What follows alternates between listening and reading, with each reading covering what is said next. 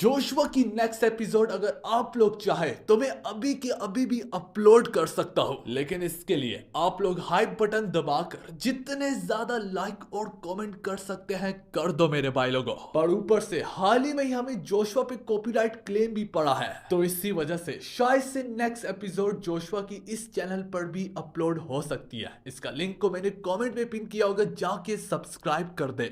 तो यार हमारी एपिसोड की शुरुआत वहीं से होती है जहां पर हम देख पाते कि अचानक से बेबीलोन के जिस्म में एक अजीबोगरीब किस्म का दर्द उठता है, जिस दर्द से तड़पते हुए वो यहाँ तक अपने घुटनों पर बैठ जाता है। और इसी दर्द से तड़पते हुए यहाँ तक बेबीलोन अपने दिल में कहता है कि आखिर मेरे जिस्म के साथ क्या चल रहा है। मत बताओ कि मेरा जिस्म इतना ज्यादा केपेबल नहीं था, इस काबिल नहीं था कि वो ओरा की ओवरलेड को यहाँ पर बर्दाश्त भी कर पाता। तो तभी जोशुआ यहाँ पर उसकी ओर बढ़ते हुए कहता है, बेबीलोन अगर सच कहूं तो तुमने मुझे काफी ज्यादा हैरान कर दिया है। तुमने वो पावर को अचीव किया इसी लड़ाई के अंदर जिसको अचीव करने के लिए लोग साल ट्रेनिंग करते हैं, पर तुमने बिना किसी ट्रेनिंग के अचीव कर लिया और यही तुम्हारी सबसे बड़ी कामयाबी है। पर चूंकि तुमने इतनी खतरनाक ताकत को कुछ ही लम्हों में अचीव कर लिया, इसका ये मतलब थोड़ी है कि उसके लिए तुम्हारा यहाँ तक जिस्म भी काबिल हो। जोशुआ उससे बोलता है, सर बेबीलोन अगर तुम अपने टैलेंट पे काम करोगे तो सच कह रहा हूं तुम काफी आगे तक जाओगे। जोशुआ की बात सीधा जाकर यहाँ पर बेबीलोन के दिल पर छू जाती है। वो मुस्कुराते हुए कहता है कि सर जोशुआ, शायद भले ही आपने मेरे टैलेंट को यहाँ पर रिकॉग्नाइज तो कर लिया है, पर यही मेरी लिमिट है। इससे ज्यादा मैं यहाँ पर कुछ नहीं कर सकता और सबसे बढ़कर मैं अपनी हार को कबूल करता हूँ। जोशुआ उससे घूरते हुए कहता है, बेबीलोन अपने किसी बैटल की हार को कबूल करने से तुम कभी भी वार नहीं हारते, तब तक जब तक तुम अपने आप पे मेहनत करते रहो और अपने आप को इंप्रूव करने की कोशिश करोगे। तुम्हें बस अपनी नजर में एक गोल को सेट करना होगा और इसी गोल को लेकर अपना पूरा फोकस को वहीं पर डिवोट कर देना है। फिर देखते हैं कि तुम्हें कामयाबी से आकर कौन रोकता है। मेरे ख्याल में कमांडर रोड की तरह तुम्हें इंपीरियल नाइट का हेड ऑफ कमांडर बनना चाहिए और यही गोल तुम्हारी जिंदगी का होना चाहिए। यकीन करो जोशुआ की एक एक बात उसके सीधा जाकर दिल पर छू जाती है। आज तक लोगों ने सब उस पर चिल्लाया ही होता है, पर कोई भी उसे इस तरह से नहीं बता पाया जिस तरह से जोशुआ ने उसे बताया है। जोशुआ उसके लिए शुरू से एक रोल मॉडल था और इस वजह से जोशुआ की बातें सीधा जाकर उसके दिल पर छू जाती है। लेकिन अचानक से हम यहाँ पर एक अनजान शख्स को पाते हैं। वो अनजान शख्स कहता है, तुम्हें नहीं लगता कि इंपीरियल नाइट का हेड बनना, उसका कमांडर बनना, ये रोल सिर्फ और सिर्फ गलाहट का होना चाहिए।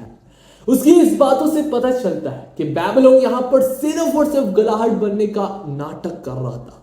असली गलाहट तो ये बड़वा है। गलाहट यहाँ पर आते सारी कहने लगता है, तुम्हें नहीं लगता कि इससे इतना बड़ा सपना दिखाना ये बदतमीजी है मेरे लिए, ये मेरी इंसल्ट है, क्योंकि इंपीरियल नाइट का रोल बनना, ये ओहदा, ये रैंक सिर्फ और सिर्फ मुझे जाना चाहिए। ये बोलते हुए हमें फाइनली जाकर उसका चेहरा दिखाया जाता है और यही मनहूस चेहरा, ये जो आप देख रहे हो, यही बंदा गलाहट है। वो बंदा जिसने जोशुआ की पिछली जिंदगी में उसे धोखा दिया और यहाँ तक उन लोगों के साथ शामिल हुआ जो कि जोशुआ को मारने की प्लानिंग कर रहे थे। गलाहट यहाँ पर अपने इसी गंदे कॉन्फिडेंस के साथ, खैर कॉन्फिडेंस तो नहीं, ओवर कॉन्फिडेंस के साथ कहने लगता है कि बेबीलोन इंतहाई ज्यादा लेजी बंदा है, आखिर इतने बड़े बड़े सपने उस पर सूट नहीं करते, और अगर ये इंपीरियल नाइट का हेड ऑफ कमांडर बन भी गया तो ये बाकी लोगों को क्या ही तालीम देगा, बाकी लोग इससे क्या ही सीखेंगे। वो यही सीखेंगे कि एक आलसी बंदा भी बहुत कुछ कर सकता है, वो मेहनत करना छोड़ देंगे।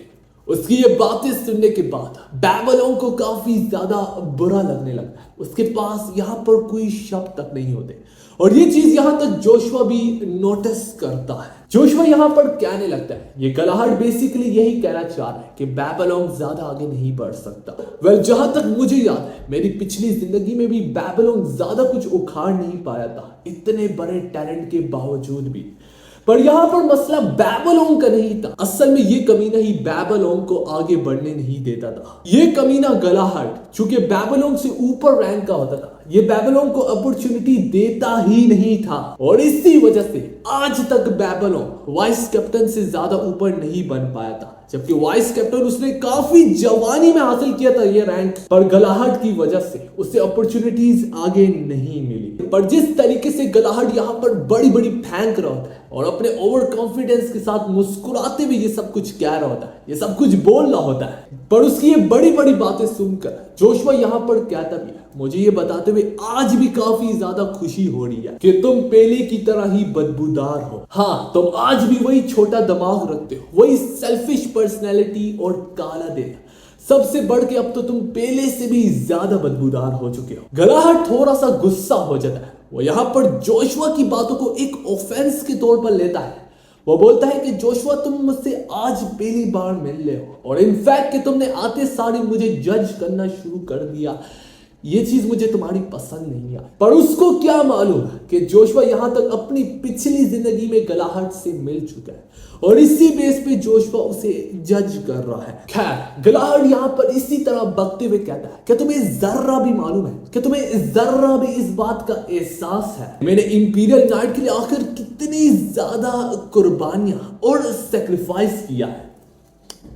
पर इससे पहले वो अपने इस डायलॉग को पूरा भी कर पाता कि जोशुआ यहाँ पर बीच में ही उसकी बात को काटते हुए और इसके डायलॉग पर थूकते हुए कहता है, तुम ये साफ साफ अपने मुंह से क्यों नहीं कह देते कि तुम दरअसल बेबीलोन के टैलेंट से डरते हो और उससे जलते हो और इसी वजह से तुमने उसे कोई अपॉर्चुनिटी नहीं दी क्योंकि तुम्हें लगता है वो तुमसे आगे तक जा सकता है। इसमें कोई शक नहीं है, जिससे तुम डरते हो वही तुम्हारी हकीकत है, वही तुम्हारी सच्चाई है जिसे तुम घूरना नहीं चाहते। एक ना एक दिन ऐसा जरूर आएगा जिसमें बेबीलोन तुम्हें हमेशा के लिए पीछे छोड़कर चला जाएगा और इतना आगे निकल जाएगा कि तुम उसकी परछाई को भी नहीं छू पाएंगे। मैं मजाक नहीं कर रहा, ये बात तुम्हें अंदर ही अंदर मालूम है।